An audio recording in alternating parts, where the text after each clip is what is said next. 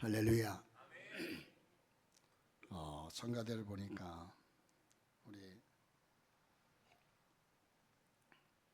수민이, 주은이, 지후 공부하면서 멀리 떠나 있다가 방학인데 왔다고 성가대에 그대로 서는 모습이 참 이쁘고 아름다워요.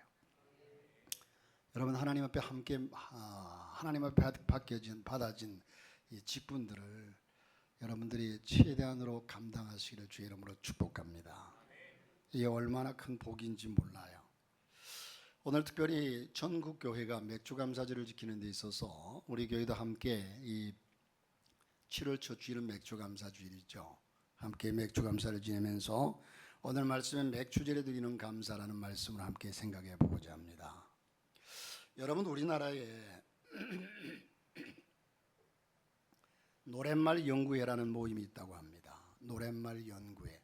여기서 발표한 내용을 보면 아주 오래전에 발표된 얘기지만 여러분들도 한 번쯤은 들어보셨을 거예요. 가수들 중에 슬픈 노래나 비관적인 노래를 부른 사람들은 거의 일찍 죽거나 그 삶의 끝이 좋지 않은 것으로 나타났다는 겁니다. 예를 들면 가수 남인수 씨라고 하는 분은 1962년도에 눈 감아 드리오리라는 노래를 마지막으로 41세의 한창 나이에 그가 부른 대로 눈을 감았답니다. 가수 이난영 씨는요, 목포의 눈물을 불렀는데 그 가사처럼 슬픈 인생을 살다가 가슴앓이 병으로 49세에 죽었답니다. 노랫말을 보면 사공의 뱃노래 가물거리며 사막도 파도 깊이 스며드는데 부두의 새악시 아롱젖은 옷자락 이별의 눈물이냐 목포의 소름, 이런 내용이거든요. 가수 차중락 씨라고 하는 분은요, 낙엽 따라 가버린 사랑을 불렀는데 찬바람이 부는 1968년 가을에 29세의 나이에 뇌에 염증이 생겨서 낙엽 따라 가버렸답니다. 이건 제가 지어낸 얘기가 아니라 이젠 통계적으로 나온 얘기를 제가 말씀을 드리는 겁니다. 가수 김종호 씨는 님이라는 노래를 불렀는데 그 노래 가사가 간다 간다 나는 간다 라는 가사의 주요 핵심적인 내용이 있는데 그 가사처럼 이 김종호 씨는요 33세의 젊은 나이에 정말 그는 가버렸대요. 자, 그런데 가수 중에 이런 노래를 부른 사람들은 또한 소망적인 노래를 부르고 한 사람들은 다 잘 됐다라는 또한 보고가 나와요. 가수 나훈아 씨는 강촌에 살고 싶네라는 노래가 아주 인기가 있고 그러다 보니까 그는 늘 그 노래를 불렀는데 지금 강촌의 삶을 잘 살고 있다고 합니다. 여러분, 이미 고인이 되었지만 가수 송대관 씨는 무명 시절에 쨍하고 해뜰날 돌아온단다를 불렀는데 그는 결국 국민 가수가 되었다는 거죠. 제가 이런 얘기를 하는 것은 이게 정말 그랬을까라는 생각보다도 여러분, 우리의 말에는 엄청난 힘이 있다는 겁니다. 저와 여러분이 늘 우리 입술에 부정적인 얘기를 달고 살면 그 사람은 늘 부정적인 사람이 되고, 감사의 얘기를 달고 살면 그 사람은 언제나 감사와 평안의 삶을 살 수가 있습니다. 자, 그런 의미에서 이 말씀을 제가 드리는 것인데, 자, 여러분, 그러므로 우리 말에는 엄청난 힘이 있다는 것인데 하나님께서도 너희 말이 내 귀에 들린 대로 행하리니 라고 말씀하셨어요. 옛말에도 말이 씨가 된다고 하지 않습니까? 노래도 입으로 하기 때문에 얼마나 큰 힘이 되는지 몰라요. 그러므로 여러분, 찬송이 때를 따라서 정말 힘들고 어려울 때에 멀리 멀리 갔더니 초량하고 고나며 눈물을 흘리면서 부를 때도 많죠. 그러나 우리는 하나님께서 우리에게 새 힘 주심을 믿고 소망적인 찬양으로 나가세 나가세 주 예수만을 위하여 목숨까지도 바치고, 이런 힘있는 찬양으로 하나님 앞에 나가면 더 좋겠습니다. 여러분, 감사에 대해서 말씀드리면서 감사는 표현하면 표현할수록 더 큰 힘이 나타납니다. 더욱 우리에게 감사의 새로운 힘이 나타납니다. 여러분, 옛 속담에 콩 심은 데 콩나고 팥 심은 데 팥 난다는 말이 있죠. 옛 속담에 그런 말이 있습니다. 이 말은 어떤 면에서 너무나 상식적이고, 여러분 3살 먹는 아이도 삼척동자도 아는 얘기예요. 너무너무 상식적인 얘기 아닙니까? 콩 심은 데 콩 나고 팥 심은 데 팥 난다. 콩 심은 데 팥 나는 법이 없고 팥 심은 데 콩 나는 법이 없다는 거예요. 이건 절대 진리입니다. 자, 무슨 말입니까? 분명 콩 심었는데 콩이 나서 콩을 거둡니다. 당연한 얘기죠. 팥 심었는데 팥이 나서 팥을 거두고요. 그렇다면 이게 진리이고 이게 절대적이라면 감사를 심은 데서 어찌 감사가 아니 나고 거기에 불평과 원망이 나겠습니까? 감사의 열매가 맺지 않겠느냐? 여러분, 언제나 사람이 무엇으로 심든지 그대로 거두리라 하는 말씀은 질적으로 양적으로 많이 심은 자는 많이 거두고 적게 심은 자는 적게 거둔다. 또 질적으로는 콩 심은 데 콩 나고 팥 심은 데 팥 난다라는 얘기예요. 그렇다면 여러분, 우리가 늘 감사로서 살아가는 삶 속에 어떻게 거기에 감사의 열매가 맺지 않겠느냐는 말입니다. 성경은 말합니다. 사람이 무엇으로 심든지 심은 대로 거두리라. 할렐루야. 사람이 무엇으로 심든지 심은 대로 거두리라. 자, 여러분, 성경에서 뿐만 아니라 세상의 순리와 원칙도 진리도 세상의 모든 법칙도 그렇습니다. 여러분, 그렇다고 믿고 감사를 고백하며 감사를 심으시기를 바라는데, 반대로 감사의 반대가 뭡니까? 불평, 원망. 자, 불평과 원망의 삶을 살면 당연히 불평과 원망의 열매를 거두게 되죠. 이스라엘 백성들은 유월절, 맥추절, 장막절을 매우 중요한 절기로 생각했습니다. 이는 다 감사절입니다. 여러분, 그 이유는 이러한 절기를 통해서 저들의 삶에 잃어버린 감사를 회복시켜 주시기 때문입니다. 유월절을 지내면서 저들이 애굽에서 40년 동안 이젠 그 광야 생활 속에서 이 모든 것들, 과거를, 여러분 흔히 옛 속담에 개구리가 올챙이 시절을 모른다고 그러잖아요. 개구리가 올챙이 시절을 모르면 그 개구리는 행복하지 못해요. 개구리는 올챙이 시절을 알아야 합니다. 그래서 이스라엘 백성들에게 이 3가지 절기를 지키라고 한 것은 과거에 너희들이 어떠했는데 지금 어떠한가, 이걸 꼭 기억하라는 거죠. 나는 당연히 옛 것은 다 잊어버리고 지금 내 생활 속에서 이것이 지금 전부 내가 힘쓰고 애써서 이룬 것이냐 착각하면 거기는 감사가 있을 수가 없습니다. 그러므로 절기를 통해서 잃어버린 감사를 회복시켜 주시기 때문인데, 따라서 오늘 우리도 이 맥주 감사절을 맞이하면서 다시금 하나님께 감사하고 가족에게 감사하고 여러분의 진정한 감사가 여러분의 마음속에 넘쳐나시기를 주의 이름으로 축복합니다. 할렐루야. 어떤 아버지와 아들이 목회를 하는데, 이전 목회하는 그 목사님 가정에 하루는 이 아들이 들어오면서 좀 이상한 듯, 표정이 이상한 듯 상기된 목소리로 아버지에게 아버지, 오늘 제게 참 감사한 일이 생겼어요. 그래, 무슨 일이 생겼니? 아니, 어떻게 그럴 수가 있어요? 하나님께 정말 감사드려요. 아버지가 그 아들을 향해서, 그래, 어서 말해보거라. 무슨 일이 있었길래 그렇게 하나님께 감사하다고 하느냐? 아버지, 오늘 교회에서요, 집으로 오다가요, 내가 탄 차가요 7바퀴나 굴렀어요. 그런데 상처 하나 없이 이렇게 말짱하잖아요. 그랬더니 아버지는 그 아들을 바라보면서 놀라지도 않고, 아, 그래, 나는 너보다 훨씬 더 감사하구나 그러더래. 아니, 아버지는 9바퀴 굴렀어요. 아버지는 차가 어떻게 아니면 무슨 일이 있었길래 나보다 훨씬 감사하다고 합니까? 차가 7바퀴를 굴렀는데 내가 지금 머리털 하나 상하지 않고 나왔는데 얼마나 감사. 아버지가 하는 얘기가 아니다. 나는 한 바퀴도 안 굴렀단다.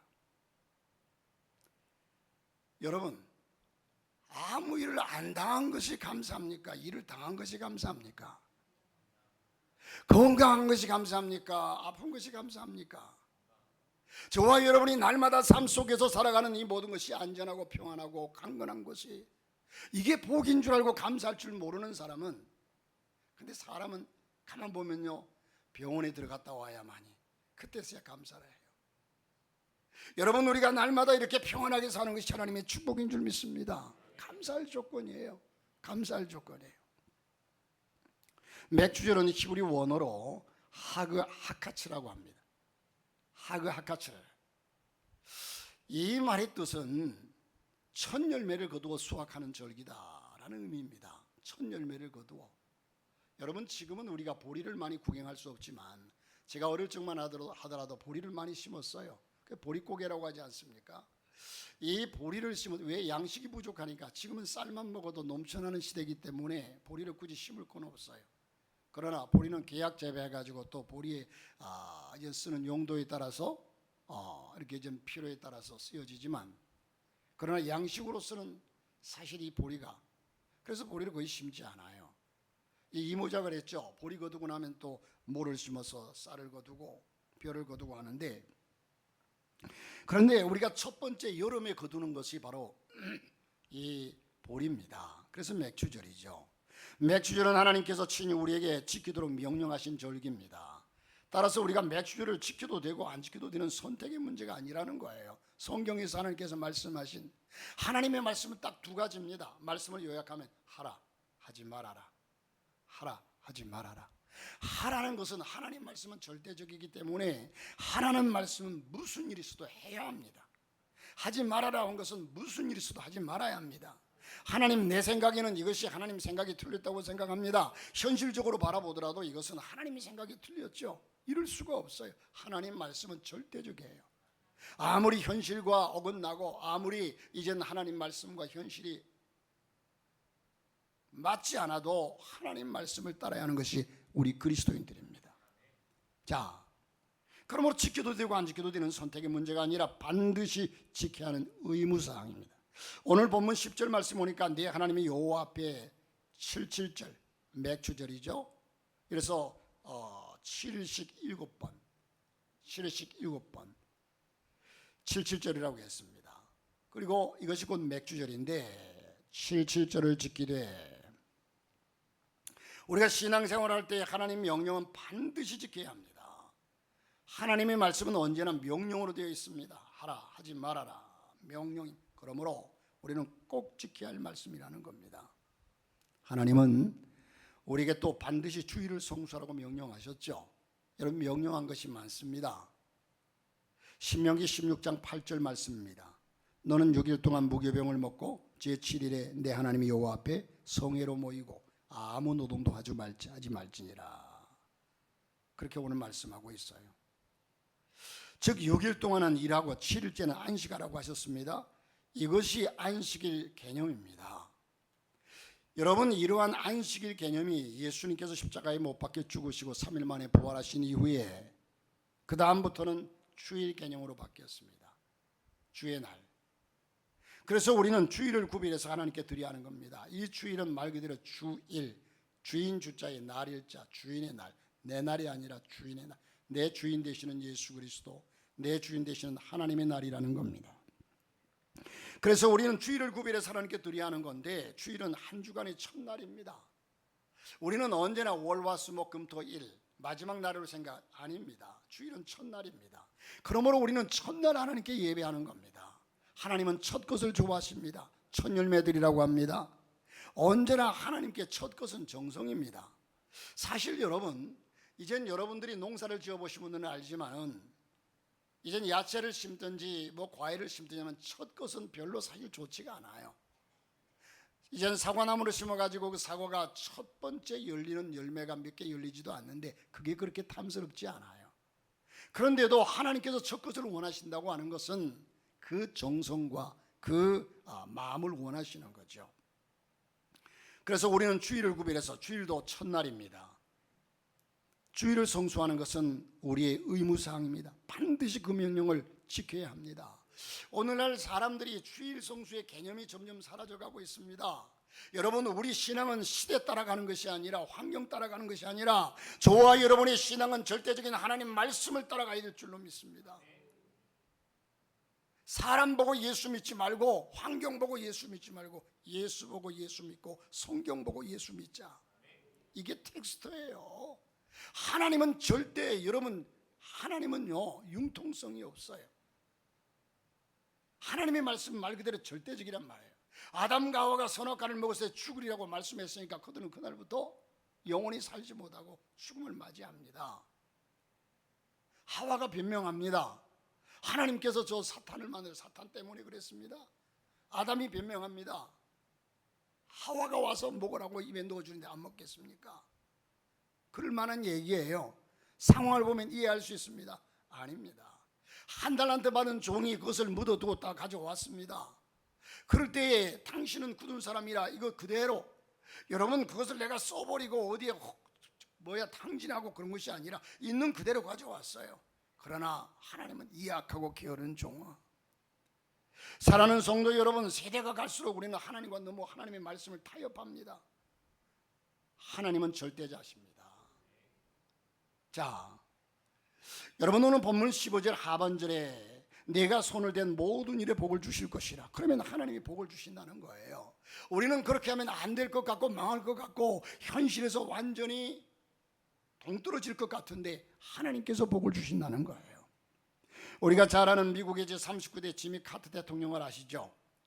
그렇게 바쁘고 힘든 대통령의 일정 가운데도 반드시 자기가 섬기는 교회에서, 주일날이 되면 섬기는 교회에서 주일을 성수하고 교회 학교 아이들을 가르쳤습니다. 한 번은 기자들이 그에게 물었답니다. 당신은 왜 이렇게 반드시 필라델피아 고향 교회로 돌아가 예배 드립니까? 그 바쁜 시간, 그 바쁜 일정 속에 그때 그는, 이 지미 카터 대통령은 그렇게 대답했답니다. 나에게 있어 가장 중요한 일은 주일 성수와 내 반 아이들을 가르치는 일입니다. 내 인생에 있어서, 내 삶에 있어서 가장 중요한 일은 주일을 성수하고 내 반 아이들을 가르치는 일입니다. 대통령 일보다 중요합니다. 우선입니다. 여러분, 저와 여러분이 하나님이 우선이 되어야 하고 하나님이 첫째가 되어야 해요. 주 예수보다도 귀한 것은 없네. 예수보다 귀한 것이 있어서는 안 됩니다. 예수 그리스도의 가치, 오늘 제 말씀에 오늘 현실과 동떨어지고 너무 타협하지 않는 여러분 말씀 같지만 하나님 말씀은 그대로예요. 하나님이 그렇게 말씀하십니다. 제가 융통성이 없어 그렇습니까? 여러분, 우리 교회는 이만한 세상 권세를, 이렇게 지미 카터 대통령, 미국의 그 강대국의 대통령만한 그런 권세를 가진 사람은 없다 하더라도 이분이 가진 믿음만큼은 가지는 성도들이 있기를 주의 이름으로 축복합니다. 그 믿음만큼은 가질 수 있기를 주의 이름으로 축복합니다. 이런 믿음을 가져버리는 결단을 가진 성도도 많아져야 한다는 겁니다. 우리 하나님은 언제나 사람을 들어 역사하시고 사람을 들어 하나님의 일을 감당해 오셨습니다. 사람을 통해서 당신의 뜻을 이루어 가십니다. 하나님 직접적으로, 그래서 전도를 하는 것도요, 이젠 하나님께서 직접 음성으로 하나님이 나타나셔서 그냥 사람들의 마음을 확 뒤집어서 예수 믿게 만들면 좋으련만, 하나님은 그렇지 않아요. 전도의 미련한 방법으로 구원 얻기를 원하신다. 그렇다면 여러분은 하나님의 그 역사와 그 뜻을 이루심에 세움받아 쓰임받기를 원하십니까? 하나님께서 하시는 그 모든 일 속에 내가 어떤 한 부분이라도 들어가서 그 일에 쓰임받기를 원하냐는 말이에요. 아니면 할 수만 있다면 하나님의 쓰시는 일에서 빠지기를 원하십니까? 둘 중에 하나 대답해 보십시오.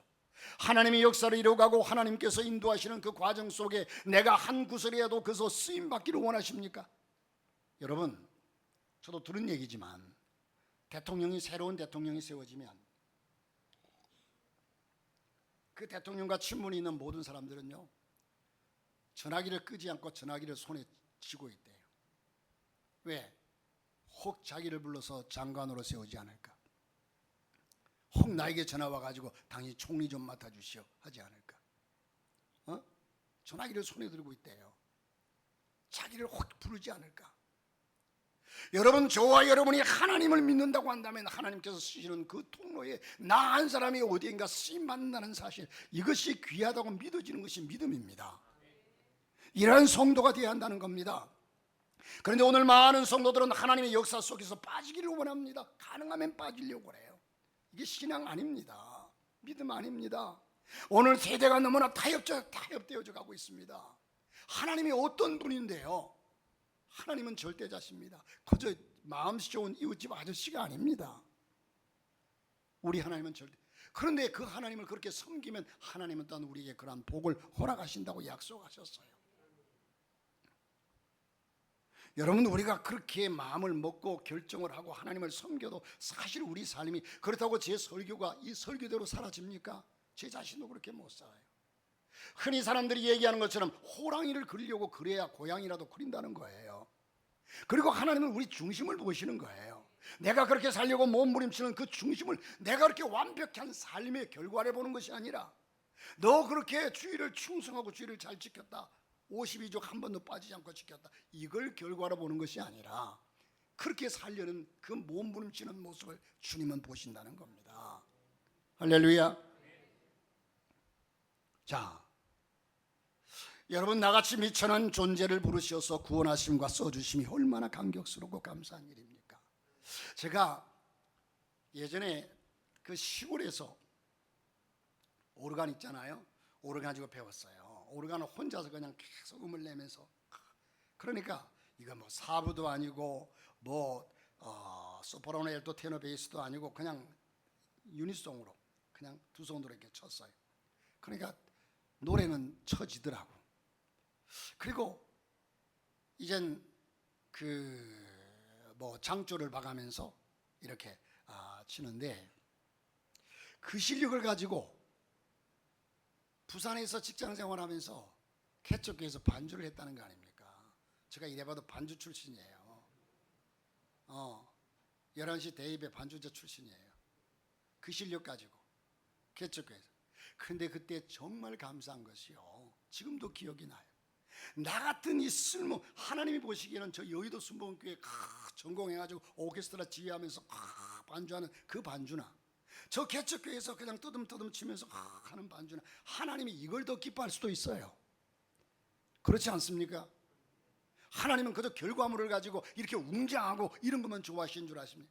그런데 하나님께서 나 같은 이렇게 떠듬떠듬 치는 이 반주도 참으로 하나님 앞에 그 예배를 드리는데 쓰임 받는다는 사실이 그렇게 감사하고 기뻤어요.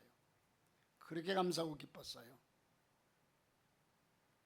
이해가 될지 안 될지 모르겠습니다만은, 그러므로 여러분, 저와 여러분이 하나님께서 쓰시는 일에 그 대열에서 빠지지 마시기를 바랍니다.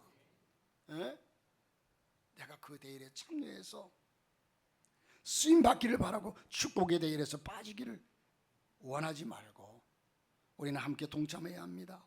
그리고 하나님은 우리에게 반드시 11조를 드릴 것을 또 명령하셨습니다. 말라기 3장 10절 말씀에 오니까 만군의 여호와가 이르노라, 너희의 온전한 11조를 창고에 들여 나의 집에 양식이 있게 하고 그것으로 나를 시험하여 내가 하늘문을 열고 너희에게 복을 쌓을 곳이 없도록 붙지 아니하나 보라. 여러분, 이 말씀을 워낙 많이 듣다 보니까 뭐 그저 그렇지, 맞아, 그 말씀 거기 있어, 이게 아니라 이 말씀이 날마다 새로워야 해요. 날마다 이 말씀이 내 마음속에 경각심이 되어야 돼요. 이 말씀이 하나님 말씀으로 들려져야 돼요. 하나님의 음성으로 들려져야 돼요. 11조를 드리는 것은 성도의 의무입니다. 이것은 여러분, 하나님께서 10개를 주고서 1개를 달라, 우리의 마음, 이것은 선택사항이 아닙니다. 자, 여러분, 목회자는 여러분께 부탁해도, 목회자는 여러분에게 권면하고 부탁할지 몰라도 하나님이 명령합니다. 하나님은 여러분에게 11조를 드려라 이렇게 명령하지만 목회자는 그렇게 드려야 됩니다 하고 부탁하는 거예요. 11조를 잘 들여서 쌓을 것이 없을 만큼 복을 받은 분들이 세상에 많습니다. 여러분, 역사 속에서 수없이 많은 사람들이 있습니다. 대표적인 사람이 미국에서는 록펠러라는 사람이 있고, 한국에서도 이랜드 회장이나 사랑의 교회를 나가셨죠. 참존 화장품 김광식 장로님, 소망교회. 우리나라의 참존 화장품은요, 세계적으로 알아주는 회사라고, 저는 화장품에 대해 깊이는 잘 모르지만 세계적으로 알아주는 회사라고 합니다. 위 회사의 김광석 회장님은 소망교회 장로님이신데 초신자 때부터 11조를 드렸답니다.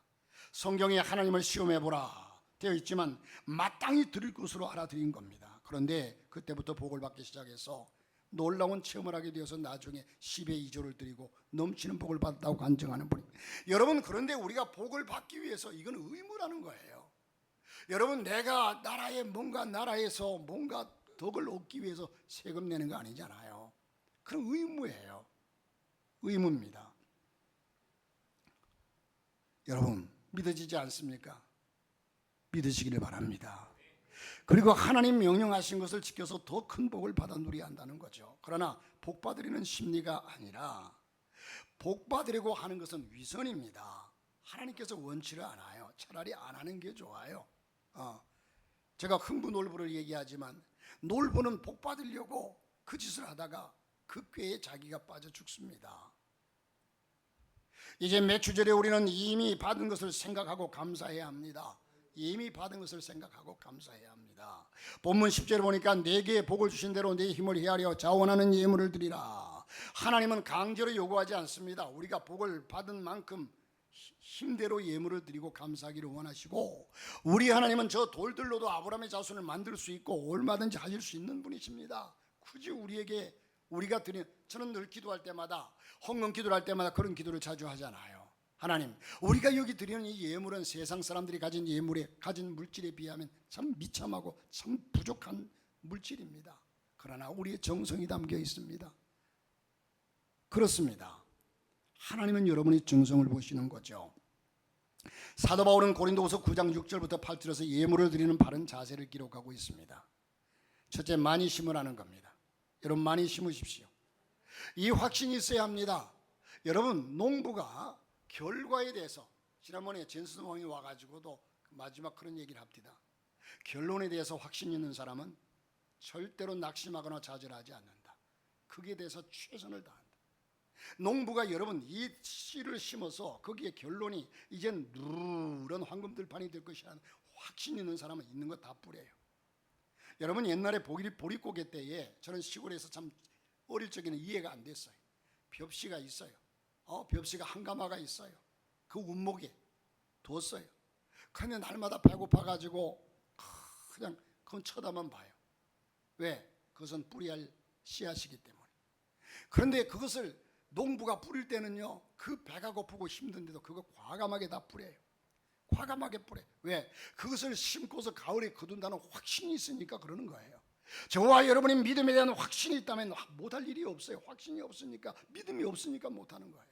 결론에 대한 확신이 있다면, 우리가 영원한 천국에 대한 확신이 있다면 이 땅에서 하나님을 섬기는 믿음이 더욱더 활발할 수밖에 없고, 하나님께서 주실 복에 대한 확신이 있다면 왜 못합니까? 밭에 감추인 보화를 발견한 농부는 여러분, 밭에 감추인 보화를 그는 알고 있기 때문에 세상 사람들이 조롱을 하고 비웃고 무슨 일을 해도 관계없어요. 왜? 나만이 아는 비밀이 있기 때문에. 그리고 여러분, 우리는 심으라, 많이 심으라. 우리 마음에 성령께서 감화와 감동대로, 감동을 주신 대로 순종해야 합니다. 사도행전에 나오는 아나니와 삽비라처럼 하면 안 되죠. 그리고 이젠 마음에 정한 대로 드려야 하고요.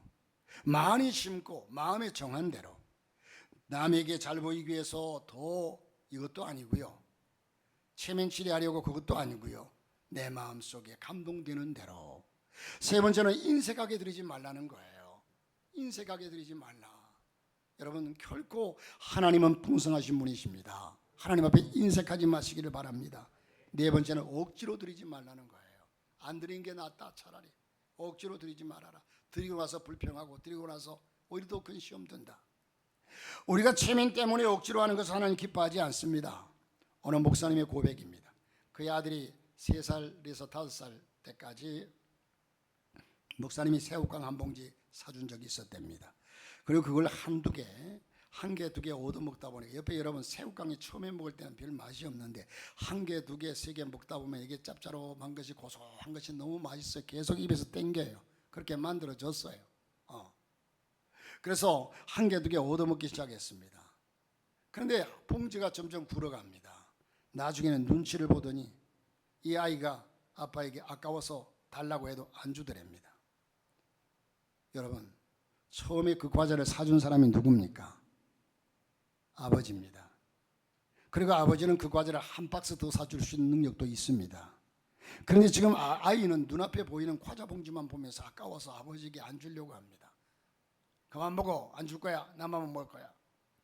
목사님은 그때 생각해 보았습니다. 내가 하나님께 저 아이의 모습이 아닌가. 하나님은 나에게 더 큰 것을 줄 수 있고 더 많은 것을 주시고 지금도 주고 있는데 나는 그것이 아깝다고 드리지 못하고 있는 것은 아닌가. 여러분, 우리가 지금 하나님 앞에 사는 것이 다 하나님의 은혜입니다. 당연한 것 아닙니다. 하나님의 은혜입니다. 우리는 맥주질에 받은 것을 다시금 생각하고 최선을 다해서 감사할 수 있어야 하는데, 그러면 하나님은 우리에게 더 큰 복을 줄 터인데, 히브리서 기자는 약속합니다. 히브리서 11장 6절에 믿음이 없이는 하나님을 기쁘게 하지 못하나니 하나님께 나아가는 자는 반드시 그가 계신 것과 또한 그가 자기를 찾는 자들에게 상 주시는 이심을 믿어야 할지니라. 맥주절에 우리는 옛날을 생각하면서 지금 감사해야 합니다. 본문 12절에 너는 애굽의 종되었던 것을 기억하고 이 규례를 지켜 행할지니라. 여러분은 과거부터 이렇게 잘 살았습니까? 저는 제 개인적인 인생을 되돌아보더라도 지금 얼마나 감사한지 몰라요. 여러분의 인생의 최고로 어려운 때는 언제였습니까? 그 시절이, 어르신들은 어릴 적에 얼마나 많은 고생을 했습니까? 어려운 시기에 태어나서 전쟁을 겪고 일제치하에서 벗어나니까 전쟁이 터지고 이런 어려운 생활 속에 살아왔습니다. 이런 좋은 시대가 내게 오리라고 꿈이나 꾸어봤습니까? 우리는 지금 이 좋은 시대에 살고 있습니다. 그러나 이것이 하나님 은혜인 줄을 모르고 감사할 줄을 모릅니다. 그런데 그때와 비교하면 지금은 어떻습니까? 과거를 기억하십시오. 감사하십시오. 이스라엘 민족은 애굽에서 430년 동안 종살이했습니다. 바로 절기를 통해서 과거를 기억하라고 말씀합니다.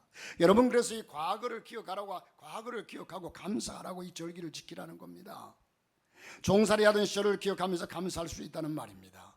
어떤 사람에게 종이에 감사할 제목을 적어보라고 했더니 그분은 2000가지가 넘는 감사의 제목을 적었다고 합니다. 여러분, 우리는 그만큼은 기록될 수 없다 할지라도 감사의 제목들이 그런데 감사로 깨닫지 못하는 사람들도 많아요. 지난 반년 동안 얼마나 감사할 제목이 많습니까? 여러분, 뉴스를 보게 되면 수많은 사건 사고가 일어납니다. 이런 사건 사고 속에 나는 그 사람 속에서 예외라고 생각할지 모르지만 아닙니다. 개인적으로, 가정적으로, 국가적으로, 교회적으로 우리는 감사할 일들이 너무나 많습니다.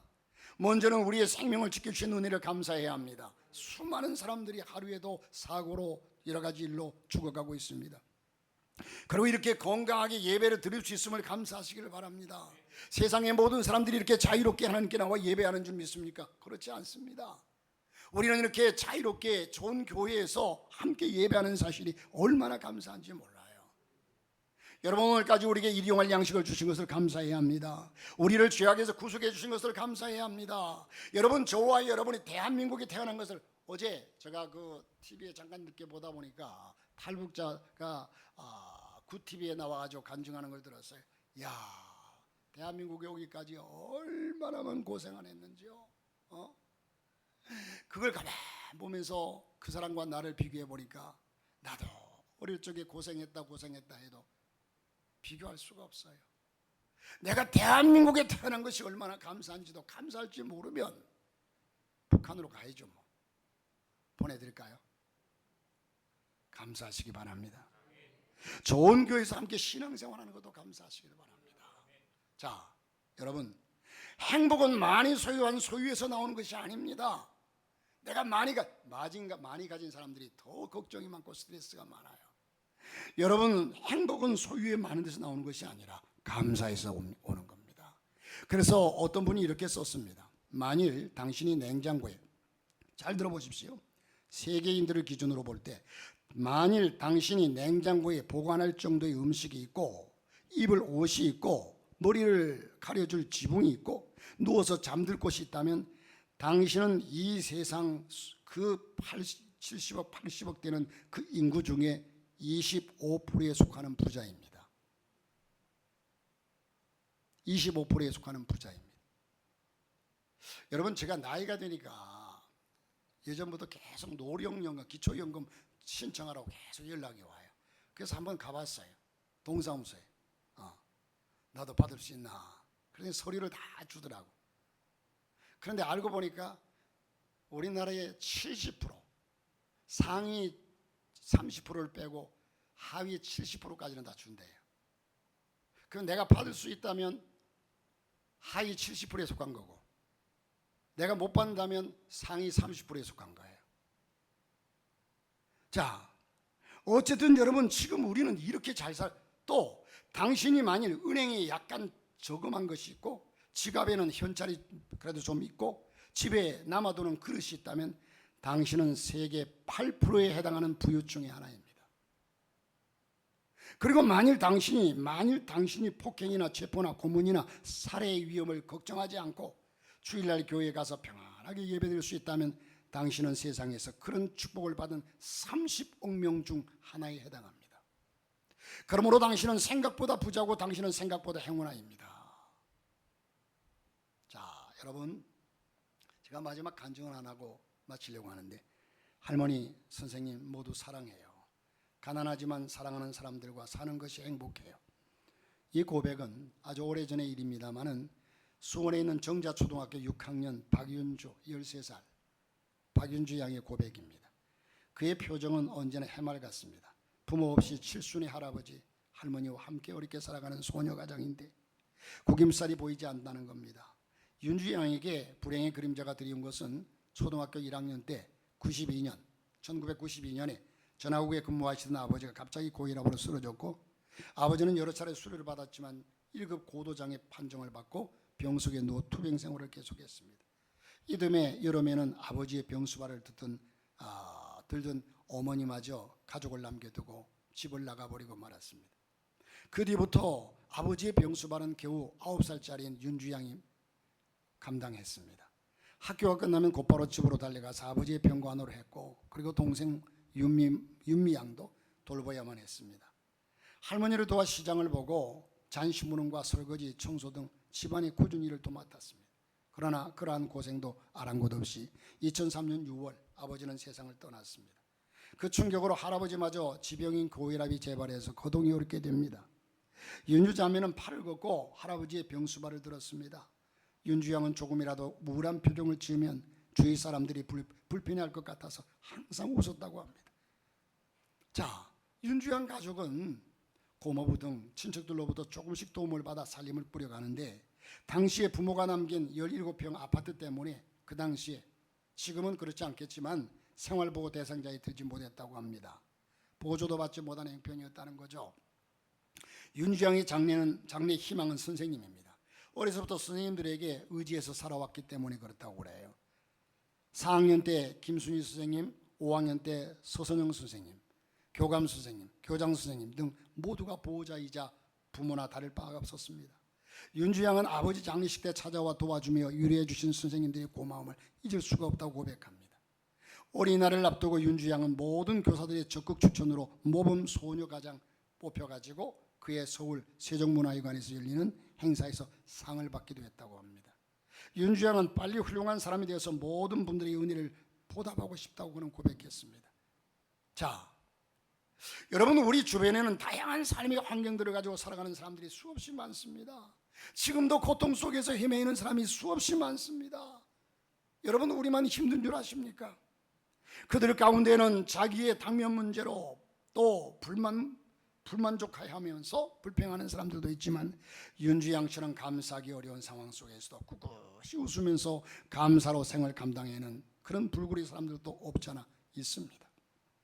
윤주 양은 당시 초등학교 6학년이지만 자기의 삶을 긍정할 줄 아는 사람입니다.